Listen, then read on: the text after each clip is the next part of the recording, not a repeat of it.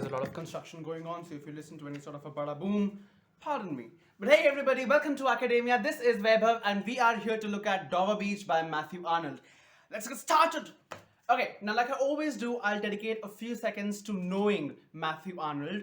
That will all be centric around the understanding of the poem, okay? Now Matthew Arnold was a student of Oxford University. He graduated from Oxford University and then he ultimately landed himself to be a professor of poetry in Oxford University.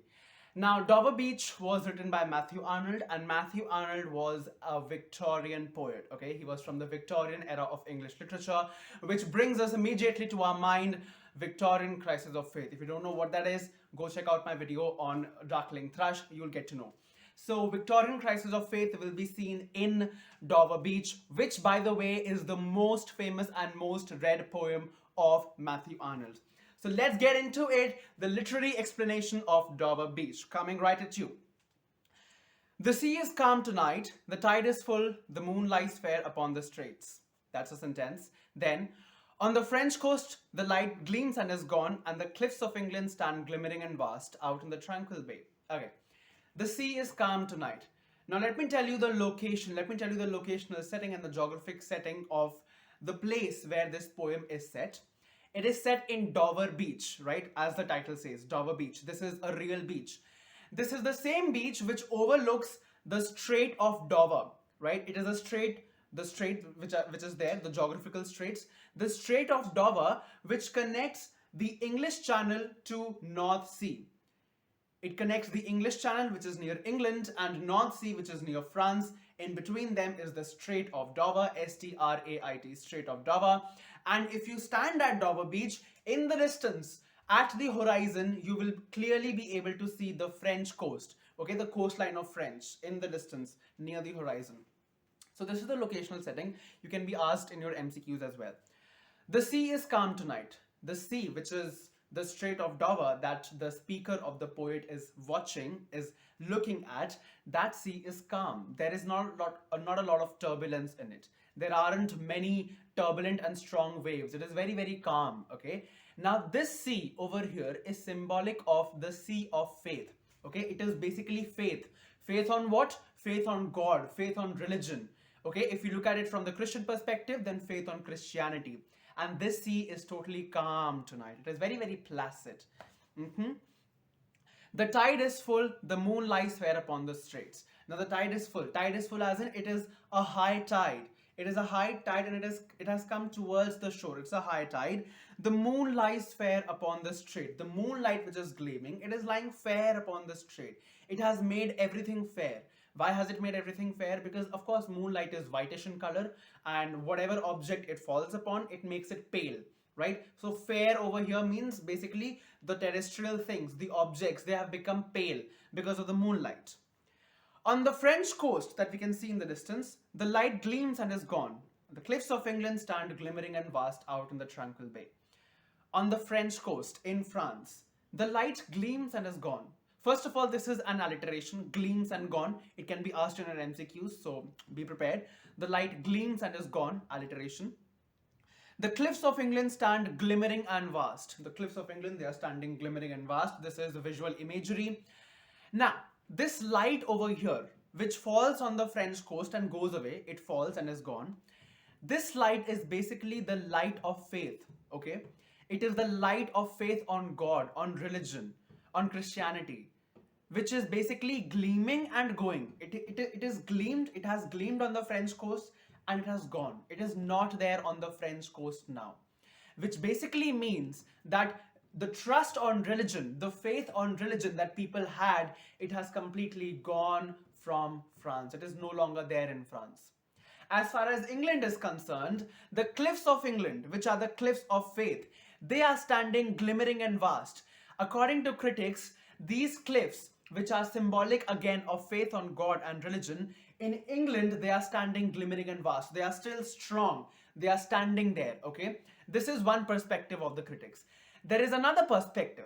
The second perspective is that these cliffs, which are actually made up of chalk, the cliffs that are there on Dover Beach in England, geographically speaking, they are made up of chalk. And chalk or limestone, by the way, it is very much prone to erosion. And because it is on the seaside, as you can see on the thumbnail of this video, the same cliffs are being talked of. They are made of chalk or limestone. They are quite prone to erosion. And because they are on the seaside, that cliff can anytime tumble down. It can anytime erode, which basically means that the faith in England will soon go away. It can anytime go away because it is so prone to erosion. It is so prone to being diminished. The faith in England. In France, it has already gone. As far as England is concerned, it is about to go away. Why is it about to go away? Because the cliffs are prone to erosion. And how can we say that these cliffs are prone to erosion? Because they are made of chalk. And yes, we know as a matter of fact that these cliffs are a symbol for the faith on God, on religion, on Jesus Christ, which is there in England. France it has already gone. And this was the second perspective. The first perspective is that in France it has already gone. In England, some of it is still there. And whatever remains, it is glimmering and vast. It is strong. Come to the window, sweet is the night air, only from the long line of spray where the sea meets the moon-blanched land. Now the speaker, she or he, of Matthew Arnold says that, come to the window, sweet is the night air. So probably the speaker is standing at a window in her or his house and is saying that there is a sweet night air, a very blissful, cool night air that has come to the window, and I can feel it. The speaker says, I can sense it. Come to the window, sweet is the night air. And from where is the night air coming? It is coming from where the sea meets the moon-blanched land. The moon-blanched land, the land of France, the French coast, on which the moon is gleaming, okay? Which is why it is, blanched. It is blanched. Just like I told you that moonlight falls upon things and makes it pale. It makes them pale and fair. In the same way, that is a moon-blanched land. And from that distance, from the horizon, is coming the sweet night air. And it is falling on the speaker and the lover. By the way, the speaker over here of Matthew Arnold is standing with his or her lover on the window. All right? Where the sea meets the moon-blanched land, and only from the long line of spray. It is coming from the long line of spray. The long line of spray over here is the Strait of Dover.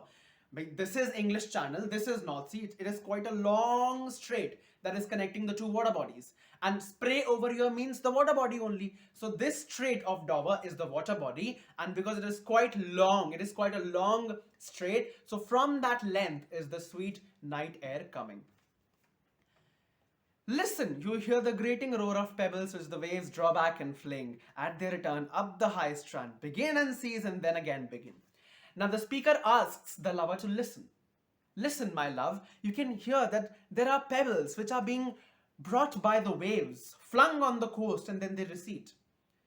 Now see, the waves, they have an oscillatory movement. They come and go, they come and go, they come and go. These waves, of the Strait of Dover, they are bringing with them pebbles, right? Pebbles that they pick from the shore or they pick from the seabed. They are bringing those pebbles and they are hitting them on the coast. The cliffs are there, so those pebbles are being hit on the coast and then again they are taken back. Once again they are brought and hit on the coast and again they are taken back. Once again they are brought and hit on the coast and again they are taken back. This is the kind of oscillatory movement. This is the kind of to and fro movement that is being done by the waves, and it is acting upon the pebbles, and that is creating a sound. Now, what kind of a sound? That sound is not pleasant. It is a grating roar. It is a very, very unpleasant sound. It is disturbing. I don't want that kind of a sound, says the speaker. It is a grating roar. It is not the drumming of a beat or something like that. It is not a rhythm. It's a grating roar. Further, of pebbles which the waves draw back and fling. The waves draw back the pebbles, they take them back with them, and they again bring it on the shore and fling it. At their return up the high strand. The high strand means the shore, the coastline. This is the meaning of high strand over here. They take back the pebbles and they hit it on the high strand. Begin and cease and then again begin. What begins and ceases? The sound of the pebbles. It begins when they hit the coastline and then it ceases when they take it back. Again it hits, again it takes back, again it hits, again it takes back. So the sound again begins and again goes back. It begins and ceases, begins and ceases. This is the kind of, rhythm that is being produced. But this rhythm is not pleasant. Why? Because the speaker says, with tremulous cadence, slow and bring the eternal note of sadness in. It is a tremulous cadence. What is a cadence? Cadence is a very unpleasant and disturbing sound, like that kind of a sound without any, notified pitch, or without any certain quality, without any certain timbre or intonation. That kind of a sound is timbre. The graph of which is like this, something like that. That is a tremulous cadence. It is tremulous. It is coming quickly, and it is a cadence. The speaker does not want to listen to these sounds. Why?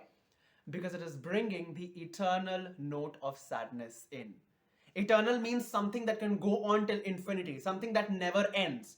And this eternal note of sadness, it is coming with the pebbles. The speaker does not like this sound because it is sad. It is a sad sound.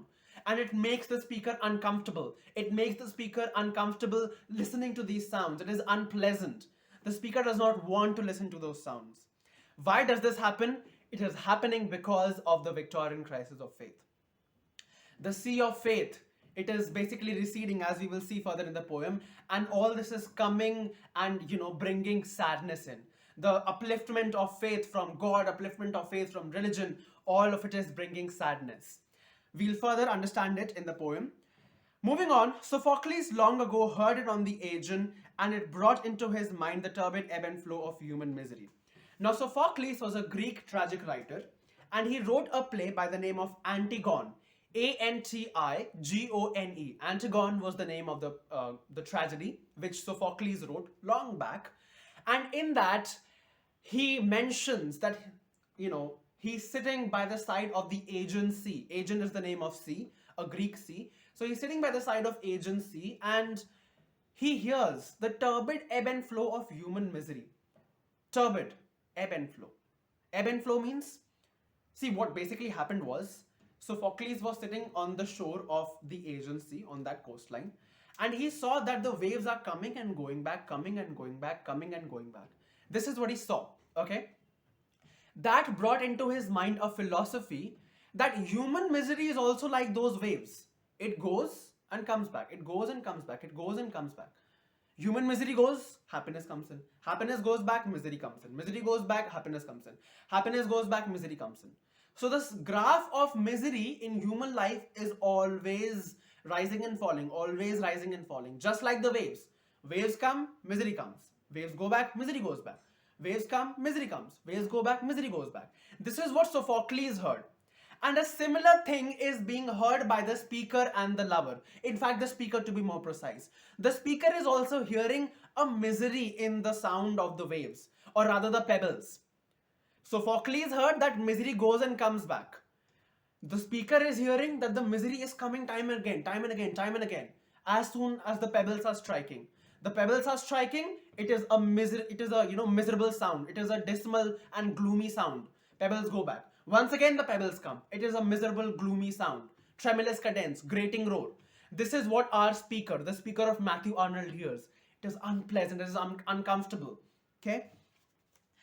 We find also in the sound a thought, hearing it by this distant northern sea. What is the northern sea? Which is the northern sea? The northern sea is the North Sea. The North Sea, okay? And the speaker is standing, on the coastline, which is basically connecting, going in fact to the North Sea, English Channel and North Sea. And in between is the Strait of Dover.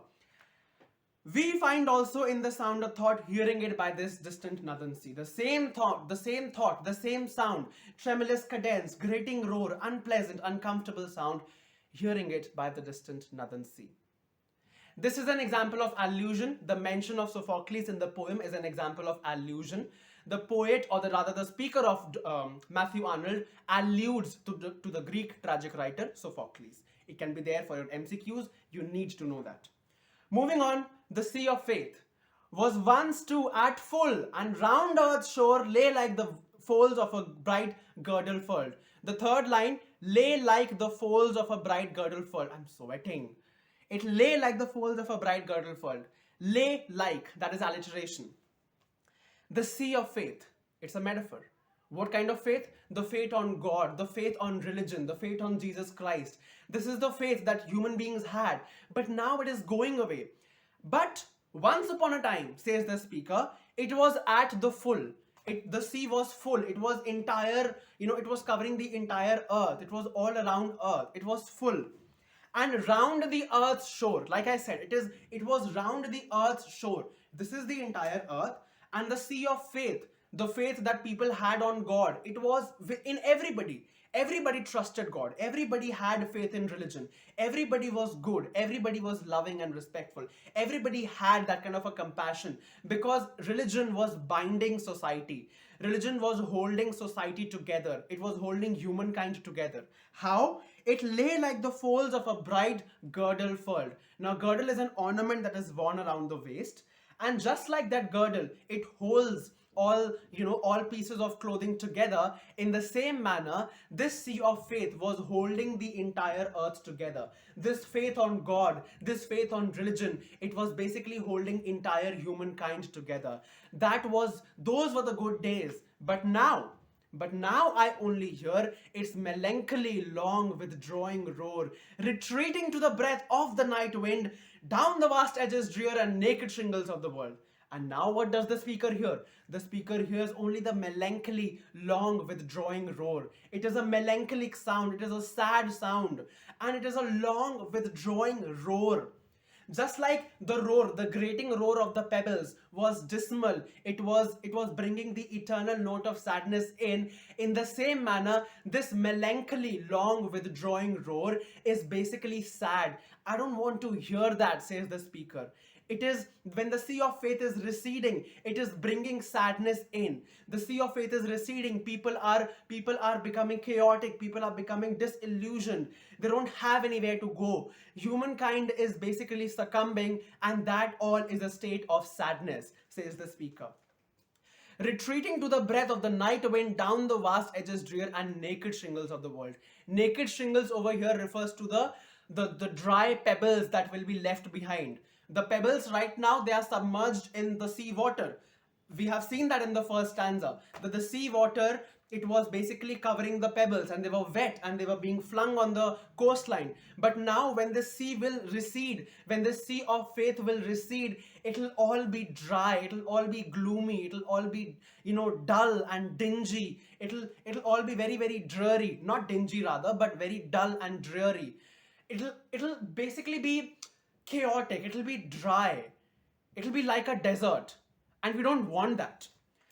Of the night wind, down the vast edges drear and naked shingles of the world. Down the vast edges drear. And yeah, of the night wind, just like the night wind will recede, with it, the sea of faith will recede. And it'll be all melancholic, it'll be all very depressive.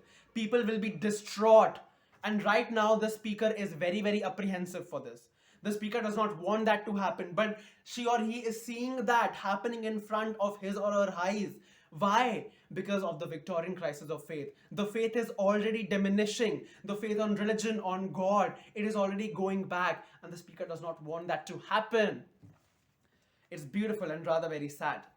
Our love, let us be true to one another. For the world which seems to lie before us like a land of dreams. Alliteration. Like a land of dreams.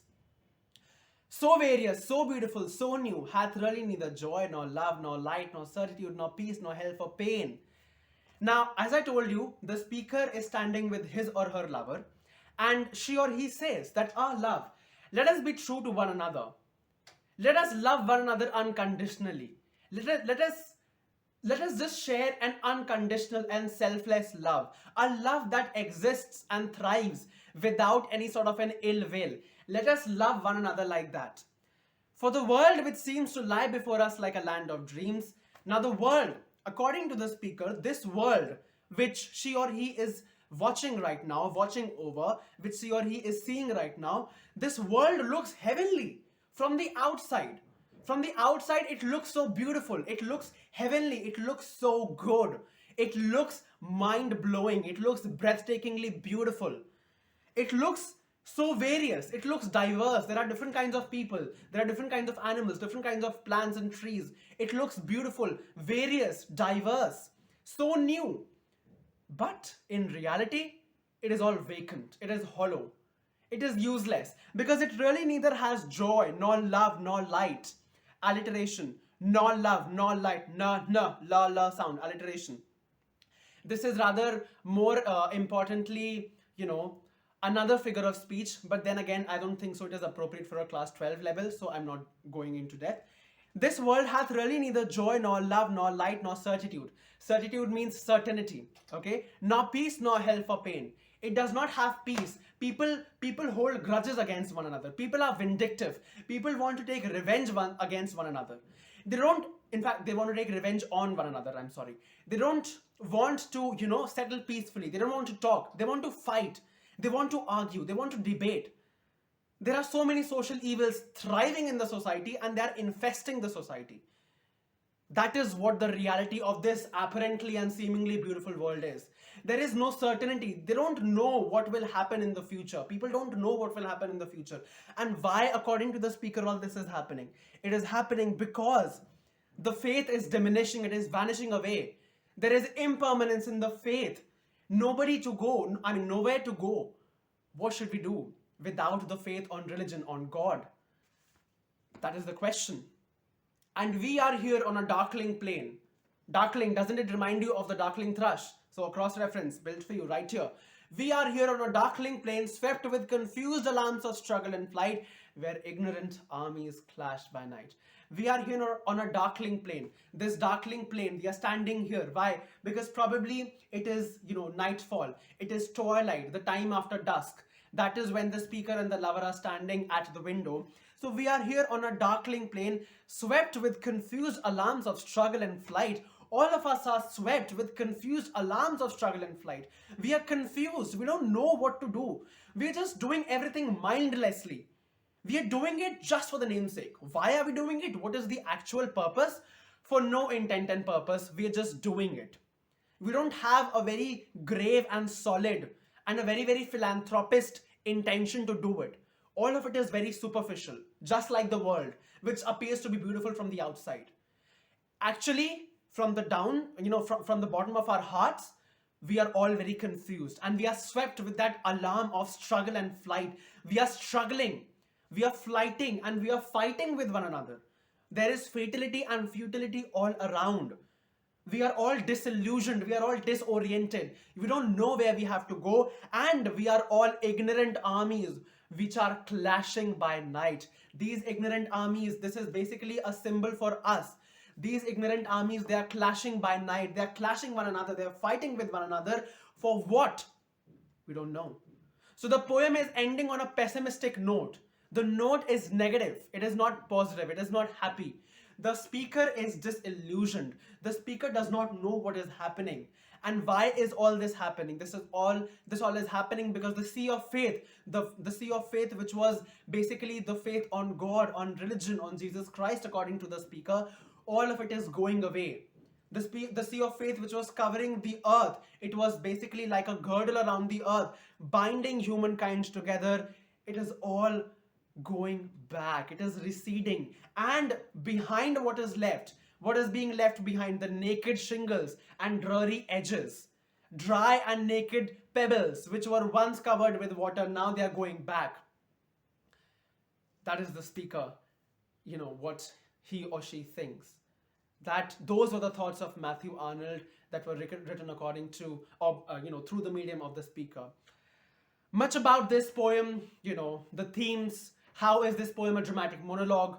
Your tips for answers, cross-references, and further critical remarks will be coming to you in the next video. And stay tuned with me. Be there in my channel. I'll be bringing up MCQs also because ISC has changed the paper pattern for class 12 and class 10 as well. So yeah, stay with me. Until then, goodbye, good night, good afternoon, good morning, whatever. Oh crap.